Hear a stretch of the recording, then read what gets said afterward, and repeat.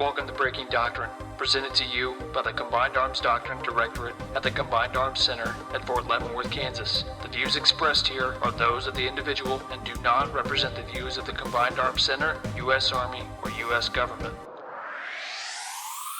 Welcome to Breaking Doctrine, a U.S. Army Combined Arms Center podcast on emerging doctrine and the Army's vision of warfare. Hello, I'm Lieutenant Colonel Lisa Becker, and I'm your host through our 12 Days of Doctrine. Today, on the fourth day of Doctrine, Special Doctrine Division is giving to you, our listeners, a fire-breathing dragon.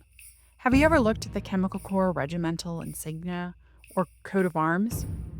On both, you'll find a dragon, symbolizing the fire and destruction of chemical warfare. In today's episode, we talk less about the dragon's fire and destruction and more about the integration of CBRN operations. That's chemical, biological, radiological, and nuclear operations, with a joint force on the battlefield and for our homeland defense. Unless you're a Chemical Corps professional, I think you'll learn a lot about this branch and also understand the commander and staff options in a CBRN environment. Welcome to the show. Thank you. I'm glad to be here. So I'm Lieutenant Colonel Derek Taylor. I work in the CBRN Doctrine as the chief at the Maneuver Support Center of Excellence. We're co-located with the military police and engineers. Collectively, we support the Maneuver Support Commander's initiatives, his priorities. We also cover down on protection doctrine. Maybe this is a silly question, but do you actually work in the CBRN school, or do you fall under another organization under the Maneuver Support Center of Excellence? Yes, so the U.S. Army CBRN School is also at Fort Leonard Wood. Our doctrine department, it doesn't work directly for the CBRN School, but we are partnered with them. Interesting. Okay. So what are you guys thinking about working on right now? So currently, we've been adapting our doctrine to the 2022 update of FM30, making sure that we nest with the multi-domain operations concept and are focused on large-scale combat operations. Specifically, with the release of ADP 337 protection, we also make sure that we are nested under the protection priorities and can support commanders with that warfighting function. What in FM30 drove change for you guys? Well, first off, there was a major initiative across all the doctrine centers. Because FM30 is one of the foundational publications, that all the other FMs must be updated to nest. We identified a few things.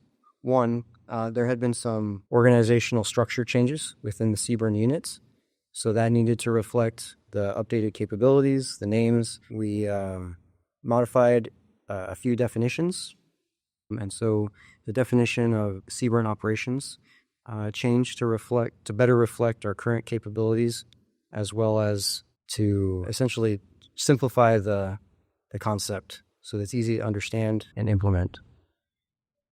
Who do you collaborate with? What other communities do you work with? We've had USANCA on the podcast before, so we've talked nuke-specific stuff. Do you work with them, or do you work with different agencies across the chemical, biological, radiological, nuclear spectrum? We do. Interestingly, CBRN defense is one of the nation's top priorities. As such, there are joint-level organizations that help govern all things CBRN for all the services. And the reason that they have some of that oversight is to make sure that the Navy, the Marines, the Air Force, the Army, that our capabilities and how we operate on the battlefield are synchronized. We use similar detectors, similar protective equipment, and the TTPs for conducting decontamination are very similar. So it should not matter if you're working with one of the other sister services, that you can easily swap filters. They can supply you. You can go through one of their decontamination lines, and it should somewhat mirror what we're doing. And so many of our publications are multi-service publications. We partner with those other services to make sure that our TTPs are similar. Where there are differences, we make sure to annotate that within Doctrine so that the reader understands, okay, if I am with the Marines, they might use some different terminology. They may have a different concept for changing out their protective gear. But ultimately, we are sharing that information so it is not a surprise when you're on the battlefield. So you say battlefield too, but you also talked about homeland defense. Yes. So where do you spend more of your time? The majority of our time is focused on supporting the maneuver doctrine for large-scale combat. Okay. Which makes sense with Rio. Correct. We do work with the Homeland Defense Office, and we do have a few publications that cover domestic CBRN response. A majority of the chemical units reside in the Compo 2 and 3, and many of them, and occasionally some active duty units, are aligned to Homeland Defense missions. And they are trained specifically for contingency response should an incident occur in the homeland. As such, we do have doctrine that covers those responses. And we are currently revising one of those publications. We just started that for the Weapons of Massive Destruction Civil Support Teams. That's a National Guard element, and they are kind of the tip of the spear for this CBRN response enterprise should an incident occur in the United States. So I may have gone on a tangent there. Any other units or entities with which or with whom you collaborate? Within the Army, we also participate in a modernization working group to cover CBRN.mlpf domains. And so we provide regular updates as Doctrine has changed. We also receive updates as there's new capabilities, org structures, policies that come out that we may need to be aware of in order to update our Doctrine. So we try and stay connected through those realms. Okay, gotcha.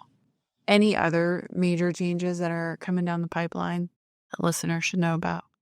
So, as I mentioned, the 2022 publication of 3.0 triggered a revision of subordinate field manuals. Our new FM 311, which should be published very soon now, but our new FM 311 CBRN operations continues the evolution of CBRN operations in a multi-domain operations construct. It lays the foundation for other Army multi-service 311 series publications. As I mentioned, we modified the definition of CBRN operations to better reflect our current capabilities and operating concept. Additionally, it expounds upon interactions with each warfighting function, contributions to the protection working group at the division and corps levels, and actions within the CBRN Control Center. It also provides additional clarity and examples regarding CBRN report flow, as well as CBRN support requests. We also have a planning publication, which is also in the final publication stages. It includes details and graphics to help CBRN staff at Echelon conduct analysis of CBRN threats and hazards, as well as develop a CBRN defense plan. It also includes an easy-to-reference table of staff duties and responsibilities at Echelon. So those junior officers or any officer new to a Echelon staff has a quick reference to kind of gauge what they should be doing, what products they owe their subordinates, and what they can expect from their higher headquarters. That reminded me, a question that I like to ask a lot on this podcast is about commanders and staffs. So what should the staff CBRN officer be advocating for and making sure that they have a seat at the table? But then also, what should commanders be asking their staff officers? That's a great question. First and foremost, our CBRN staff officers work for the commander. We advise the commander on all things chemical, biological, radiological, and nuclear. We are a resource, but the main thing that I would advocate and that we tried to emphasize in the new FM 311 for CBRN operations is that all units may conduct CBRN operations, and as such, they need to be familiar with the CBRN core functions of assess, protect, and mitigate. Additionally, all units maintain some capability to perform these CBRN core functions. What CBRN units provide is additional capacity and capability to perform those assess, protect, and mitigate functions. Recently, early 2024, we published 2 manuals, one for CBRN protection and one for contamination mitigation. What's important to know is we specifically emphasized contamination mitigation as opposed to decontamination because we wanted to emphasize the commanders have options, that you don't necessarily have to perform decontamination after every incident. And that manual covers some of those options. And what we'd like the staff to better understand and recommend to their commanders is how to articulate the risks associated with performing decontamination based on the time requirements and the resource requirements versus pushing through the contamination and continuing the fight to maintain the initiative and then addressing the contamination at a more opportune time. So additionally, there are some updated reports and research that is helping us shape our understanding of how contamination will impact the battlefield.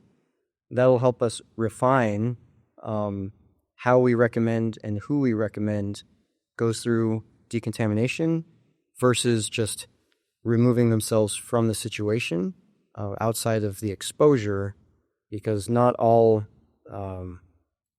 detected contamination means that there is physical, persistent agent on an individual. Mm-hmm.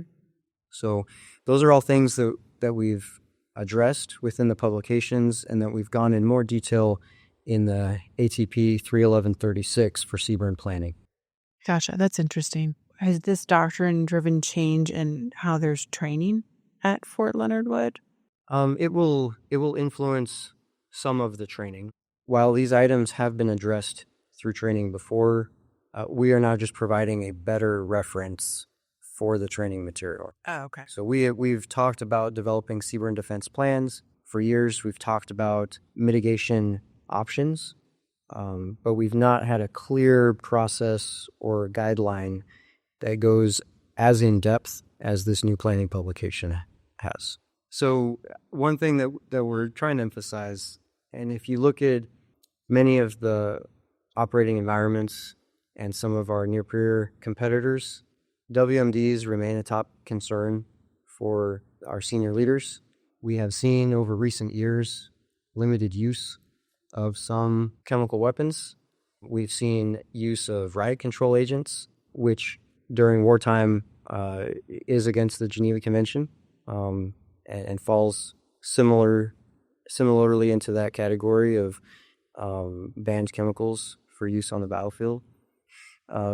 As an Army and as a world, we've gone through a pandemic, which, while may not have been intentional, does impact operations. And part of our job is to advise units on how to enable freedom of action despite these challenges that they may face on the battlefield. And looking throughout history, endemic, biological diseases have been a challenge. And how do we continue operations and have safe practices? Some of that falls in the medical lane, and some of that falls in the CBRN lane in terms of some of the protective gear that we have, the masks, and just general considerations. Not every unit has a medical staff officer. I'm thinking down at the company level, but they do have a CBRN or someone who's trained on the basics of those CBRN core functions to help advise in those situations. Yeah, you kind of reminded me of the nuke episode that we did with General Garricky, because he was emphasizing, like, when a nuke goes off, we can't just stop. We have to fight through it. And it sounds like that's what you guys are emphasizing also. Correct. And in addition to that, and one thing that we're working with USANCA, and they're currently revising their ATP 372 for nuclear operations in the nuclear environment, is that The United States does possess nuclear weapons. While unlikely and while we hope we never have to use them, if that decision is made, we need to understand how to enable that use and not lose the opportunities that we gain should we decide to use that capability. So it's not just reacting to enemy use of nuclear weapons.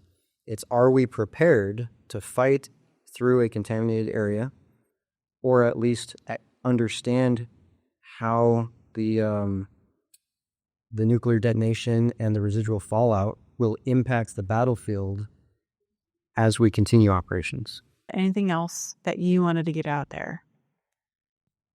Every echelon has a CBRN staff. They are very, very talented. They go through a lot of great training. They are technical experts in their craft. And I would encourage all leaders to incorporate some level of CBRN training at echelon. Mm-hmm. There are ways to do it that don't interfere with other training objectives, and your CBRN staff can advise on how best to do that. We do see quite often, however, that units show up to some culminating training event and may face a CBRN training scenario for the first time. We are here to help through that situation, but life is easier if you train prior to. Mm-hmm. So as we work through the challenges that we see in the future, there may be situations where even though WMDs are not used, our actions on the battlefield may cause hazards, as we push through cities, urban areas, certain industrial sites. There are hazards, and your CBRN staff is there to advise on what impacts may happen if those structures are damaged, if there is a release of chemicals. Yeah. Additionally, there are subterranean structures where just because of how it is built, whether it's in an urban area or a military purposed facility, there may not be great air circulation. There may be hazards because of things that we've done. Soldiers need to be prepared to enter those environments, and the CBRN staff can advise on those. Well, thanks for joining us. Oh, thank you. I appreciate it. Yeah. Just like writing new doctrine is a team effort, breaking doctrine takes a team. Without the Current Special Doctrine Division here at CAD, we wouldn't be able to bring you this show. Please don't forget to subscribe on Amazon Music, Apple, Odyssey, Audible, Spotify, or YouTube. Also, go ahead and follow us on social media at U.S. Army Doctrine to get updates on new podcasts, Doctrine Digest videos, and publications. Finally, the views and opinions expressed in this podcast do not necessarily reflect the official position of the United States Army, the U.S. Army Training and Doctrine Command, or the Combined Arms Center. I'm Lieutenant Colonel Lisa Becker, and this has been Breaking Doctrine.